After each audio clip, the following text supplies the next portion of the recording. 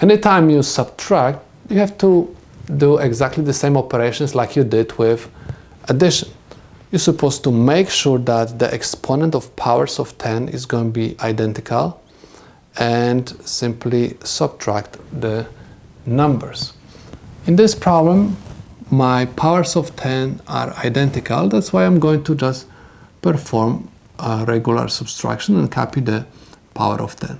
I have 4.1 minus 2.2 is equal, borrow 1 from here, this is 11, 11 minus 2 is 9, 3 minus 2 is 1. 1.9 times 10 to the 10th power. The number on the left side of decimal point is between 1 and 999. An exponent of my power of 10 is 10. 10 is not multiple of 3.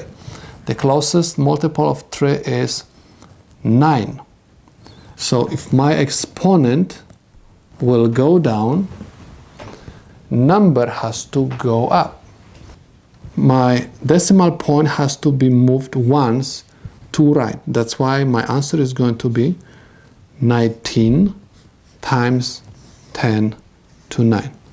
The number on the left side of decimal point is between 1 and 999, and exponent of my power of 10 is the multiple of 3. That's why this is the solution to my problem.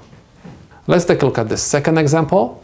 This time I have powers of 10, 10 to 9 and 10 to 7. I'm going to convert 10 to 7 to 10 to 9. Okay, so I'm going to copy down first number, 3.6 times 10 to 9 minus, and I have to change this exponent from 7 to 9. Means my exponent will go up and number has to go down. The difference between 9 and 7 is 2. It means that I have to move my decimal point twice to left.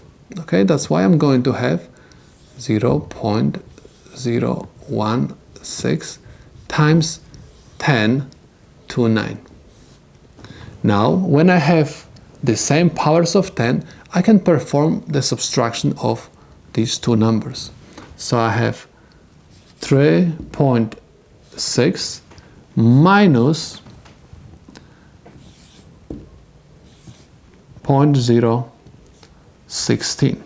Okay, I have to perform the subtraction, and I have 10 minus 6 is equal 4, 9 minus 1 is equal 8, 5 minus 0 is simply 5, and I have 3, okay? So this is the answer for the subtraction, and I'm supposed to just copy down my power of 10. So I have 3.584 times 10, 9.